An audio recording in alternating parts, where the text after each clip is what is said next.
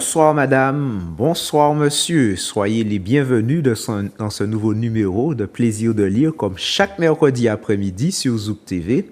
Et comme chaque mercredi après-midi, j'ai le plaisir, j'ai l'honneur de recevoir un ou une passionnée de lecture ou d'écriture. Cet après-midi, nous disons bonsoir à un monsieur, nous disons bonsoir à... Césaire Jalta. Monsieur Jalta sera le bienvenu sur le plateau de Zouk TV. Avec plaisir. Alors, comme chaque mercredi après-midi, nous allons parler lecture, écriture.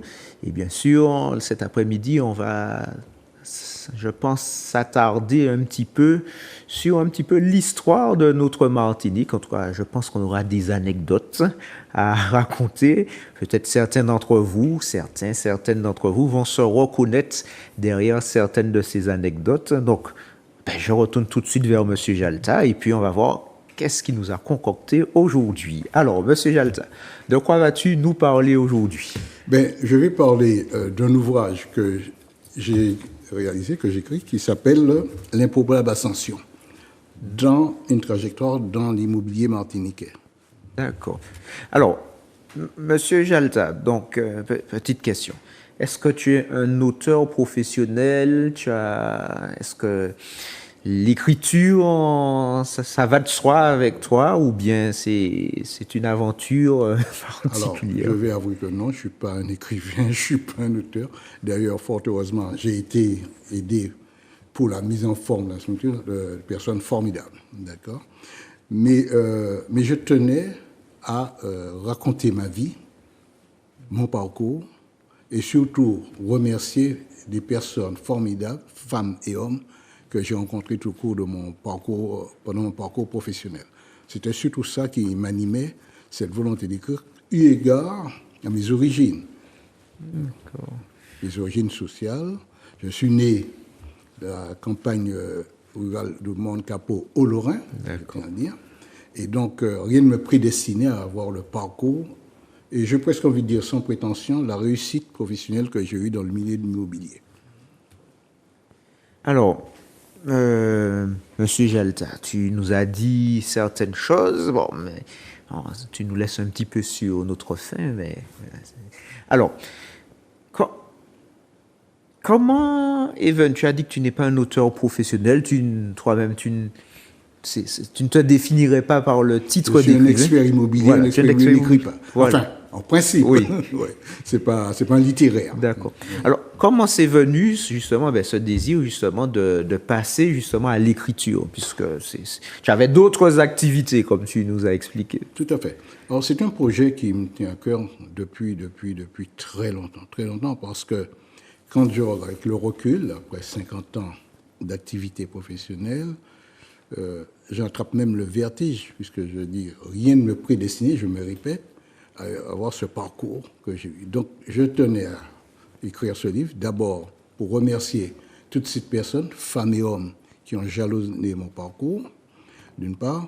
D'autre part, je tenais aussi à remercier mes parents, ma famille, parce que grâce à cette famille, mes parents, je vais citer en particulier mon parrain, qui est donc le frère de ma mère, qui était, puisqu'il est décédé, de ma mère, et qui m'a pris à un moment de ma vie, à ma tendre enfance, et m'a toujours montré la voie.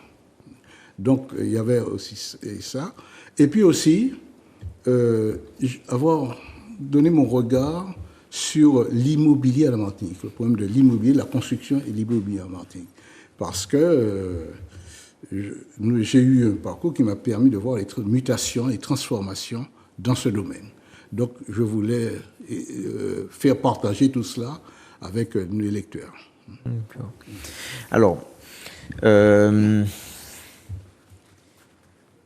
l'immobilier, tu tombes dedans en étant petit, c'est venu au fur et à mesure, tu as toujours exercé en Martinique ou tu es allé ailleurs? Non. Alors, l'immobilier, comme je dis, n'était pas du tout, j'étais, je me répète, petit gars de la campagne, du Mont-Capot, l'immobilier, dans les années 60, bon, on ne parlait pas d'immobilier, c'était un domaine. Alors, comment je suis arrivé? C'est un peu par concours de circonstances, par hasard. je dirais par chance pour certains, c'est parce que mon parrain, quand je viens de citer, m'a recueilli, commencé à m'aider, et je commençais à dévier. Et il a eu la bonne idée, pour m'éviter de glisser, entre guillemets, de m'envoyer, à l'époque, on disait en France, en métropole, en France hexagonale, pour pouvoir m'éviter de suivre un mauvais chemin. Et là, arrivé en France, métropolitaine, j'ai la chance, dans un internat où je m'avais inscrit, sans me demander mon avis, de rencontrer un homme, qui est un copain d'internat, qui lui avait été d'origine familiale différente de la mienne, c'était issu d'une famille aisée de Normandie, et qui se prédestinait à entrer dans une école qui formait ce qu'on appelait avant les maîtres vérificateurs. Aujourd'hui, le nom a changé, ça s'appelle les économistes de la construction. Et donc, il s'orientait tout naturellement. Pourquoi? Parce que cette école, qui était une école très réputée, réservée presque exclusivement aux enfants des parents venant du domaine de la construction. Donc il m'a tellement influencé, si je puis dire, ça, que je me suis orienté vers cette école, n'ayant au départ, aucune prédestination à rentrer dans une école de bâtiment. Donc je ne connaissais pas du tout le bâtiment, encore moins l'immobilier. Donc voilà comment Et chemin faisant, je fais des études, je suis revenu en Martinique, et je suis arrivé en Martinique dans les années 70, au début des années 70, avec une profession, avec détenteur d'un diplôme, une profession qui était méconnue en Martinique, méconnue. Et à mon arrivée en Martinique, avant de m'installer, j'ai voulu venir tâter le terrain. J'étais déjà marié, j'ai pris marié très jeune. À l'époque, je n'étais pas majeur, puisque la majorité était à 21 ans. C'est vrai. Il a fallu que ma mère signe l'autorisation, enfin, quelques mois après. Donc, avant de rentrer, j'ai voulu tâter le terrain, voir comment se présentait le marché professionnel. Et arrivé en Martinique, j'ai profité des vacances scolaires, puisque j'avais aussi un enfant. Ma femme, à l'époque, j'étais marié, femme travaillait. Donc, profiter des vacances scolaires, je suis venu voir un peu comment les choses se passaient. Et j'ai eu encore une chance de rencontrer sur ma route un homme formidable, qui a été pour moi un mentor, Yves Edmond. Je peux citer son nom, Yves Edmond, un architecte très connu, très réputé à l'époque en Martinique, qui me dit, avec un ton presque Jean, ne reviens pas en Martinique, ton métier n'est pas connu, et en plus tu es jeune, on ne va jamais te prendre au sérieux. Et me voilà reparti. Donc, tu repars? Je repars, parce que j'étais venu pour le congé, pour tâter un peu le terrain. Je repars. Et un an après, j'avais le mal du pays malgré tout, j'avais le mal du pays. Je reviens, et la première personne que je vais trouver pour dire je suis revenu, malgré les conseils que tu m'as donnés de ne pas revenir, de plutôt faire mes armes et puis revenir après, j'ai fait le choix de revenir. Parce que, à vrai dire, je ne me plaisais pas tellement là-bas. Et Yves Edmond me dit, tu es un homme courageux, je t'offre une affaire. Enfin, il m'associe avec lui sur un dossier qu'il avait. Et voilà comment j'ai mis le pied à l'étrier et commencé à travailler dans le domaine. Grâce à cet homme qui, malgré ses conseils que je n'ai pas écoutés, m'a pris au sérieux et m'a fait confiance. Et puis de là est parti, donc de là j'ai commencé à fréquenter, entre guillemets, le milieu professionnel du bâtiment, les architectes, des ingénieurs et autres. Mais c'est très beau. J'ai du travail, mais je n'ai pas de local. J'ai pas de personnel. Et Yvon Edmond, il s'appelle Yvon, on l'appelait Yves Edmond, me met en contact avec un de ses copains, et amis de l'époque, Paul Sobeski. Paul Sobeski est un ingénieur d'un bâtiment, très réputé lui aussi, qui avait donc des locaux adéquats, et il me dit, installe-toi là, j'ai un bureau vide, installe-toi là, quand tu pourras, tu me paieras. C'est magnifique. Ah oui. Et voilà comment, Et donc j'ai profité des réseaux de ces personnes qui m'ont permis d'être connu et autres. Donc dans le milieu. Autre autre chance que j'ai eue dans mon parcours. Je reviens. Alors, je ne sais pas si on peut faire de publicité, parce que je vais parler d'une banque. Est-ce qu'il faut citer le nom ou pas? Je ne sais pas. Bon, c'est dans ton livre. Donc, alors, le Crédit Agricole, qui à l'époque finançait à peu près 70% de l'habitat individuel en Martinique. Le Crédit Agricole venait de subir une inspection de la Caisse nationale qui relevait que beaucoup de prêts consentis par le Crédit Agricole, les clients avaient du mal à rembourser parce que les prêts n'étaient pas bien structurés d'un point de vue technique et économique, j'entends bien, le domaine de la construction. Bon, imaginons quelqu'un qui veut faire construire une maison, présente un devis. Bien entendu, le devis n'était pas toujours en adéquation avec ses moyens. Donc, en mettant en place un prêt, et ce qui devait arriver, arrive. C'est-à-dire que la construction avait du mal à s'achever, d'où prêt complémentaire et tout ce qui s'ensuit. Donc, cette inspection a révélé cette faille. Et en intimant au Crédit Agricole de la Martinique, pour tout dossier de demande de prêt, il faut avoir un avis technique. Et cette recommandation faite, disons, comme spécialiste, il faudrait avoir ou un ingénieur, ou un architecte, ou un météo-vérificateur, métier qui était connu. Et ça fait le titre aux dirigeants du Crédit Agricole de l'époque, météo-vérificateur, martiniquais, jeune. Donc, le Crédit Agricole m'a donné contrat, il faut signer avec moi un contrat pour suivre ces dossiers de contrôle des prêts, l'utilisation des prêts.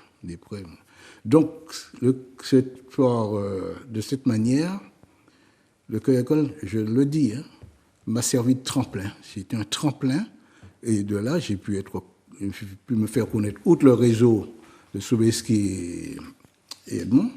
Donc, à travers le Crédit Agricole, j'ai commencé à voir du monde, connaître du pays, puisqu'il faut se balader dans toute la Martinique, et j'ai pu me faire connaître ici. Je dois dire, grâce à ce tremplin, mon évolution dans le domaine de l'expertise immobilière, parce que bien que je sois de formation économiste de la construction, mais l'expertise immobilière reste un domaine très particulier, qui n'était pas connu en Martinique d'ailleurs. Et donc, j'ai dû aussi me former à ça, puisque, ayant une formation de base technique et économique, il y avait l'aspect juridique derrière qui anime aussi, qui participe au métier d'expert immobilier. Donc, je suis reparti à me former à des séminaires et autres. Et donc, chemin faisant, j'ai pu me faire reconnaître comme tel. Et voilà comment j'ai évolué dans le milieu de l'immobilier. À l'époque, il y avait 3 experts en Martinique. Dans le domaine de l'immobilier, j'étais quasiment le seul. Donc, dans toutes les portes, mais seulement il fallait créer ce marché. D'accord ? Voilà. D'accord. Alors, pour revenir vers ton livre, tu le rédiges à partir de quand, à partir de quand tu commences à avoir l'idée de te dire, tiens, je pourrais faire un livre. À quel moment tu passes à l'action, tu te mets à écrire, brouillon, je ne sais pas, et puis à quel moment il arrive, on le voit. Oui, alors, quel laps de temps? Oui, effectivement. Depuis des années, cette idée me trotte dans la tête. Pourquoi? Parce que je me dis, alors, je suis peut-être pas exceptionnel, mais quand je vois le parcours que j'ai pu avoir, je dis, il faut l'écrire. Il faut l'écrire pour plusieurs raisons. D'abord, dire que les origines n'empêchent pas d'avancer. Les origines sociales, je m'entends, d'accord? Mais aussi pour remercier et rendre hommage à toutes ces personnes que j'ai rencontrées autour de ma vie, qui m'ont tendu la main, et je m'empresse de le dire sans attendre de retour. Ces gens-là m'ont tendu la main, ils ne me connaissaient pas. Donc il n'était pas question de petits réseaux ou de petits règlements entre amis ou copains. Ces gens ne me connaissaient pas, ils m'ont tendu la main. Je veux citer certaines personnes, par exemple à l'époque, l'ancien président du conseil départemental, Conseil général. Conseil général, pardon. À l'époque, Émile Maurice, Émile Maurice. J'ai eu à travailler pour lui sur le plan personnel, familial. Et je lui remets mon rapport. Et quand je lui remets le rapport, il me dit, mais votre métier, c'est quoi? Je lui explique que je suis vérificateur et que je commence l'expertise immobilière, l'évaluation immobilière. Et il me dit, mais ça fait tilt. Il dit, mais le département, est-ce que nous connaissons l'inventaire de notre patrimoine et, bien entendu, leur valeur? Ceci dit, quelques temps après, il fait appeler une de ses collaboratrices responsables du patrimoine départemental en disant à cette collaboratrice, il faut travailler avec M. Jalta afin d'abord de faire l'inventaire précis et évaluer le patrimoine. Bon. Alors, ça s'est passé comme ça. Il n'y a pas eu d'appel d'offres, il m'a fait confiance et il demande à sa collaboratrice, il faut faire quelque chose parce que c'est un document qui manque. Et donc, je travaillé pendant 2 ans avec cette personne, que je cite aussi dans mon livre, hein, une femme, hein, qui a fait un travail formidable de recensement, bien sûr d'évaluation, mais aussi ça a permis de régler un certain nombre de situations. Parce que certains biens qui appartenaient au département ignorait, mais étaient occupés par des personnes qui n'avaient rien à voir dedans. Mais c'était pas du tout, c'était pas volontaire. Bon, c'était des biens vacants occupés par des gens. Donc, elle a pu mettre de l'ordre dans tout ça, faire des contrats en bonne et due forme, recadrer un peu tout ça. Et je crois que nous avons, avec cette dame, nous avons fait un travail formidable. Donc, oui, alors je voulais rendre hommage à certaines personnes, dont Émile Maurice, hein, entre autres, d'autres personnes aussi, je les cite, je vais parler de Roger Roseau, M. Roger Roseau, je parle, qui était donc le patron du Rond-Point. Donc c'est un homme qui m'a fait confiance, or il ne me connaissait pas. Je vais parler aussi d'un autre homme, qui était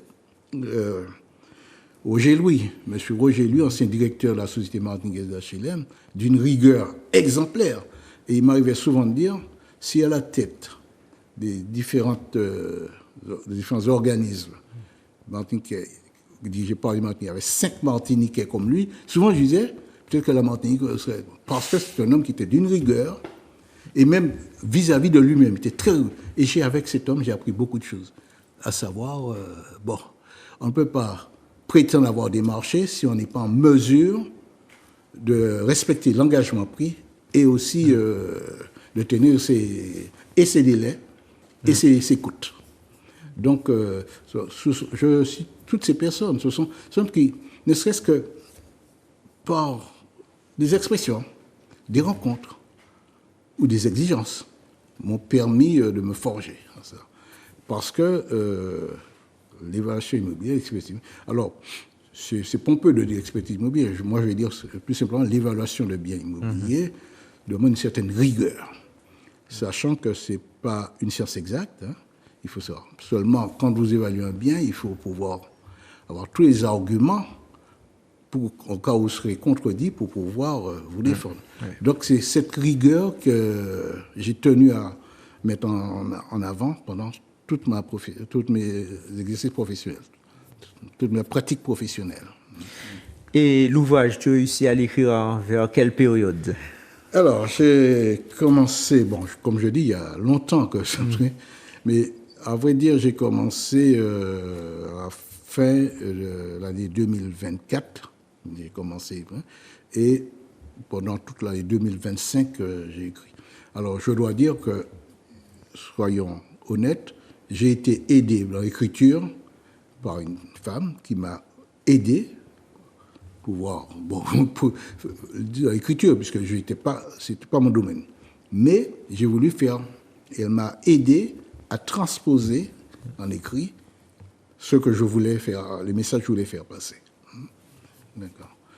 Alors, ton ouvrage, il suit plutôt un ordre chronologique, thématique. Comment tu l'as, au niveau de la structure, comment tu l'as organisé? Oui, alors, Oui, peut-être un ordre chronologique, puisque je pars de mon enfance au Monde Capot. Je suis récupéré par mon parrain qui m'emmène avec lui au lycée. Il était concierge au lycée Schellcher. À l'époque, le lycée Schellcher, qui était un établissement réputé de garçons, ouais, mais de la maternelle jusqu'à la terminale. Bon. Ne rentrait pas au lycée qui voulait, puisque il y avait une certaine élite. À l'époque, je parle bien, à l'époque des années 50, fin 50, les années 50, 60, c'était l'école de l'élite. Donc, enfin, quand je dis l'élite, d'ailleurs, le lycée Schellcher a formé l'élite martiniquaise. Oui, oui. C'est indéniable. Donc, cette école, je rentre au lycée, et mon parrain, tout en étant concierge, avait une rigueur, parce qu'il tenait à sa réputation, ce qui nous a toujours été, qui a été notre mot dans la famille, le respect. La réputation, le respect de la parole donnée, le respect de l'engagement pris. Mon parrain, j'en retiens de lui une phrase qu'il dit souvent, « Je n'ai pas qu'à payer moun pour fréquenter yo ». C'était très fort. Bon, il disait ça souvent, mais je ne m'en rendais pas compte, c'est après coup. Je me suis rendu compte de la portée de cette phrase qu'il répétait souvent. Donc s'il le disait, parce que c'était ancré chez lui. Donc il ne flattait pas les gens pour les fréquenter. Il ne flattait pas les gens. Bon, il avait ses possibilités, ses moyens, mais il ne flattait pas.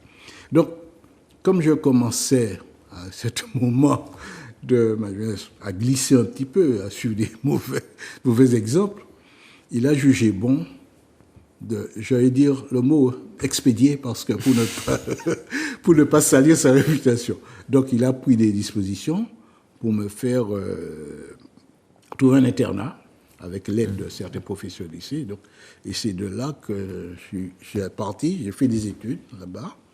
Et pendant mes études, j'ai encore rencontré des gens formidables qui m'ont permis de poursuivre, d'abord d'entrer dans une école formidable et de faire ces études.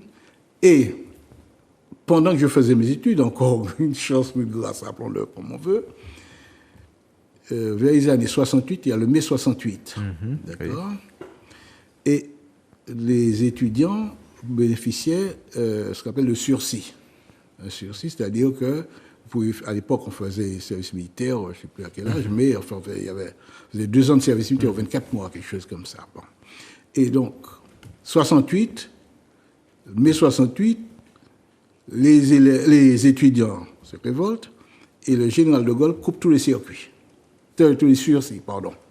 Tous les sursis sont... Donc, je me retrouve en 4e année, sachant que les études se portaient sur 5 ans, 4e année, je rentre en 4e année, sans sursis, donc obligé de faire mon service militaire.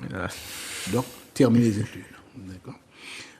Alors, par chance encore, ma vie était maille de chance,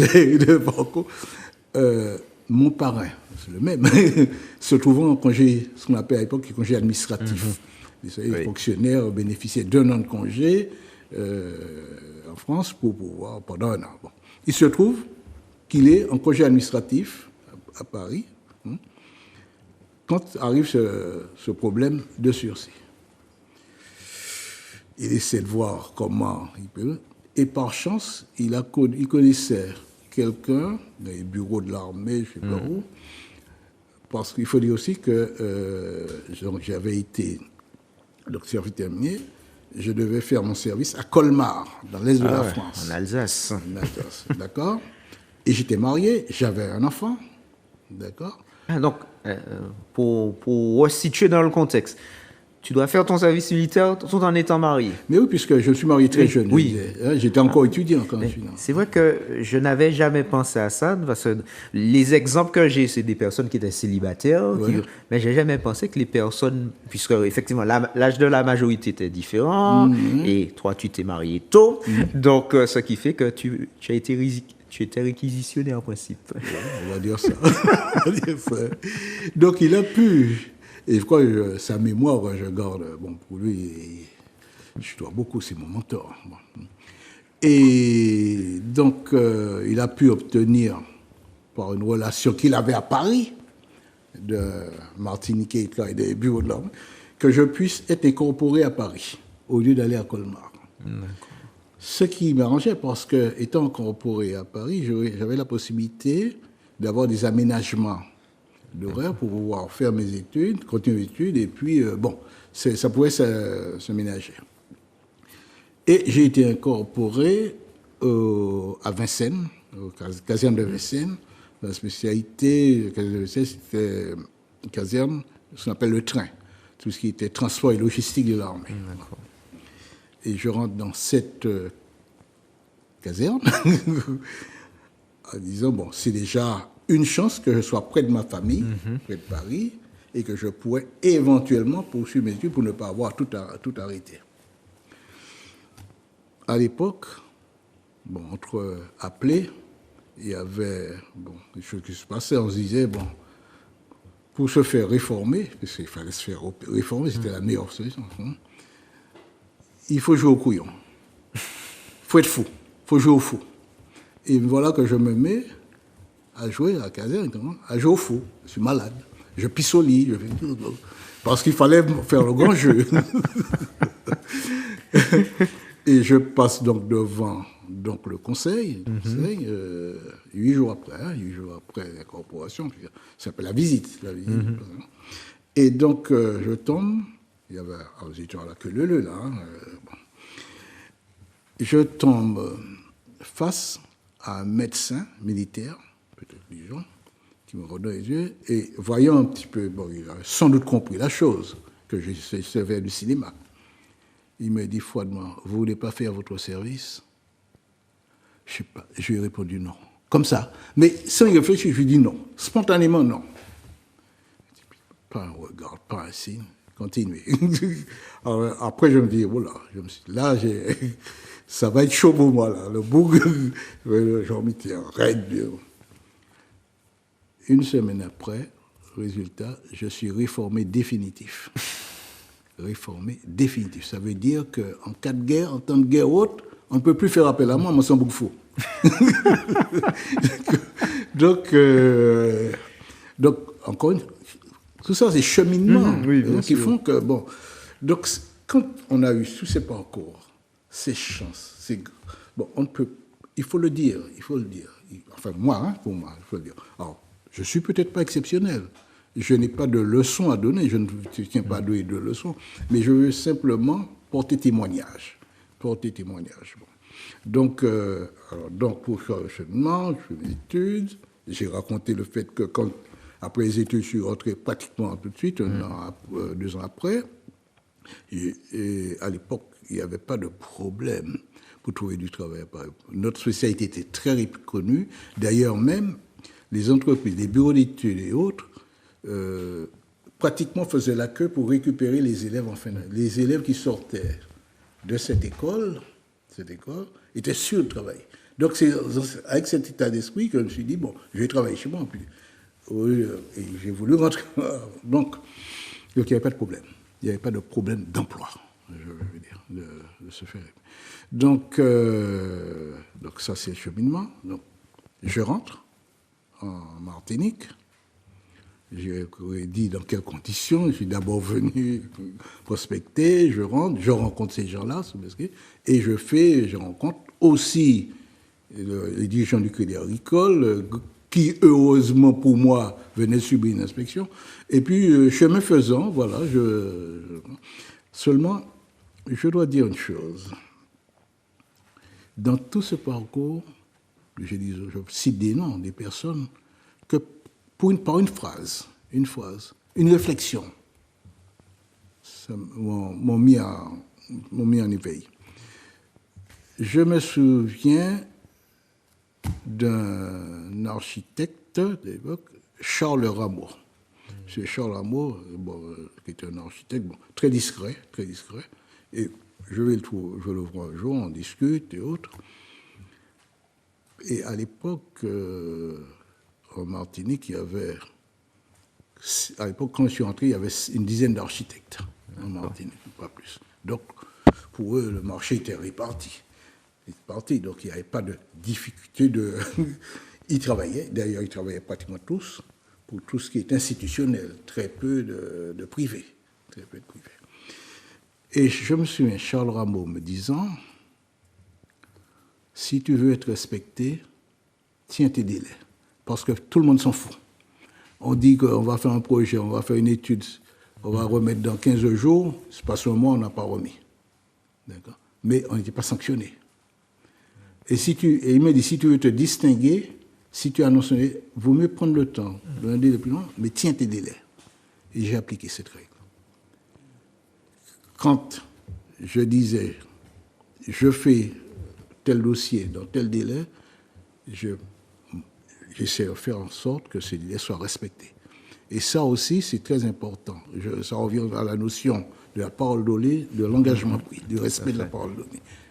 Je reviens à mon parrain.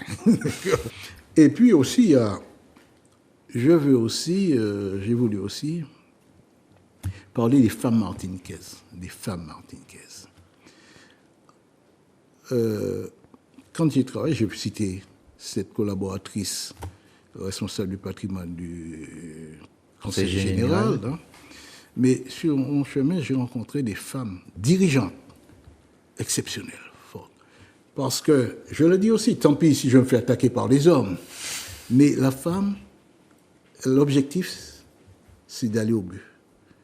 Elles sont débarrassées de tous les préjugés et autres. Quand le bouc va prendre son temps à faire des belles paroles, et aussi, de l'impression qu'il a le pouvoir sur toi parce que c'est lui qui détient la signature, c'est lui. Donc, tandis que la femme était débarrassée de ça. Elles allaient droit. Et j'ai eu la chance de rencontrer dans mon parcours professionnel des femmes formidables, des femmes martiniquaises, dirigeantes, d'accord, mais qui ne s'embarrassaient pas. Ce qui était important pour elles, c'est que le travail soit fait dans les délais et dans le respect de l'engagement pris. Et ça, j'ai tenu à le dire aussi, à parler de ces femmes martiniquaises. Et quelque part dans le livre, je me dis, alors peut-être que j'ai un visionnaire, que la Martinique se développera grâce à ces jeunes, surtout moi aux jeunes femmes, ces jeunes femmes. Parce que quand je vois le nombre de jeunes femmes qui s'engagent maintenant dans les entreprises, qui sont entrepreneurs, qui sont... Donc, je dis que c'est une chance pour la Martinique. Et ça se voit. Et je dis aussi, à l'époque j'ai commencé à écrire, je dis fin 2024, courant 2025, je disais que les femmes martiniquaises n'ont plus peur de s'engager en politique. Ouais. Et quand on voit les événements qui viennent de se passer, me donne un peu raison. Des jeunes femmes qui sont élues. Et je dis que ce sont ces gens qui vont faire la Martinique. Tout n'est pas perdu. Tout n'est pas perdu. Je veux le croire, je veux l'espérer que tout n'est pas perdu. Bien sûr, on met l'accent sur tout ce qui ne va pas. Mais il y a des choses tellement belles qui se font en Martinique. Nous avons une chance en Martinique d'avoir ce brassage de communautés, de toutes sortes d'autres. Je ne sais pas si dans d'autres pays du monde, il y a d'autres pays avec un tel brassage de communautés. Alors, ça va du Béké, du Mulat, de l'Afrique et autres, des Indiens, les Chinois, les Arabes, enfin, ce qu'on appelle les Arabes, enfin, ce qu'on appelle chez nous les Syriens. Mais c'était le brassage. Mais si on arrivait à s'entendre, vous vous rendez compte, la Martinique pourrait être un exemple pour le monde. Pourrait être un exemple. Si tous ces gens arrivaient à s'entendre, à se comprendre, plutôt que se déchirer. Et je crois, de toutes ces communautés, il y a des gens qui n'aspirent qu'à ça, que la Martinique se retrouve, les enfants de la Martinique se retrouvent, et puis fassent de ce pays quelque chose d'exceptionnel, de remarquable pour le monde. D'accord. Alors, le temps en train de filer, est-ce qu'il y aurait un ou des extraits de ton ouvrage que tu souhaiterais ou pourrais partager avec nous? Alors, il y en a beaucoup. Enfin, j'imagine. Oui. Alors, ça va dans mon avant-propos. Hein? Mm-hmm. Quand je dis que je suis né au Mont Capot, quartier rural situé dans les hauteurs du Lorrain, de la commune, dans une île où les relations comptaient plus que tout à l'époque. D'accord. Quand je regarde en arrière, je vois 50 années de carrière, un savoir forgé sur le terrain avec l'appui de la confiance de nombreuses personnes, femmes et hommes de Martinique. Il est toujours possible de réussir, même en partant d'un milieu social humble. Ça, et puis, il y a... Bon, je disais que je voulais parler des femmes martiniquaises, et ça, j'y tiens énormément. Alors, bien sûr, je viens de parler des femmes martiniquaises, je cite des noms. Mais je veux aussi dire, je veux parler de mon métier, ma profession. Je disais, quand j'ai démarré, j'étais tout seul. Nous étions 3 experts dans le domaine de l'immobilier, de la construction. Et nous nous partageons, nous respections avec cette volonté de faire au mieux notre travail. On échangeait. Parce que nul ne peut prétendre, je disais, ce n'est pas une science exacte, prétendre tout savoir, tout connaître. Et donc cet échange entre professionnels nourrit le débat et nourrit l'activité. Donc, si je dis tout ça dans mon... Et puis, je dois aussi remercier un homme formidable, que je considère formidable, qui est, je cite son nom, c'est Maurice Larocher, qui a préfacé ce livre, et alors que je n'avais pas encore fini d'écrire, quand on voit sa préface, c'est un monsieur que j'admire, que j'aime, parce que sa préface me reflète exactement ce que j'ai voulu dire à travers le livre. Voilà. Merci beaucoup, Monsieur Jalta. Merci pour cette présentation. Et moi, je retiens effectivement, tu donnes l'explication dans ton avant-propos, l'improbable ascension, et tu l'as bien dit, quel que soit l'environnement dont on est originaire, on peut accomplir des choses. Il y a des règles. Voilà, il n'y a pas de déterminisme social. Absolument. C'est pas parce que, entre guillemets, on commence en bas de l'échelle qu'on est condamné à y rester. Et puis, se dire aussi que personne ne détient de vérité. Et ça aussi, j'en suis toujours fait aussi un fil conducteur. Ma vérité d'aujourd'hui peut être remise en cause demain. Comme professeur, quand je disais que ce n'est pas une science exacte, je peux avancer une valeur, mais un autre confrère peut venir remettre en cause. Donc, toujours avoir cette notion que la vérité, personne ne détient de vérité. Nous ne détenons, d'ailleurs, l'histoire nous le montre. La vérité d'hier n'est plus celle d'aujourd'hui. Donc, ça aussi, j'aimerais que nous comprenions, que Jacques T a discuté avec. C'est moi qui n'ai raison. C'est moi qui n'ai raison. Non. Il faut écouter l'autre et se dire, bon, il a quelque part de vérité dans ce qu'il dit. Ok, c'est sur ces paroles sages, nous allons remercier nos chers téléspectateurs qui ont pris ce temps pour nous écouter. Et puis si, comme Monsieur Jalta, vous souhaitez venir sur le plateau de Zouk TV, d'un plaisir de lire, vous présenter sur un ouvrage que vous avez vous-même rédigé ou bien un coup de cœur, c'est possible. Il suffira de composer le numéro qui va s'afficher dans quelques instants, à savoir le 06 96 19 41 13, et nous nous ferons un plaisir de vous recevoir sur le plateau de Zouk TV. Nous vous souhaitons une bonne fin d'après-midi et nous vous disons à très bientôt.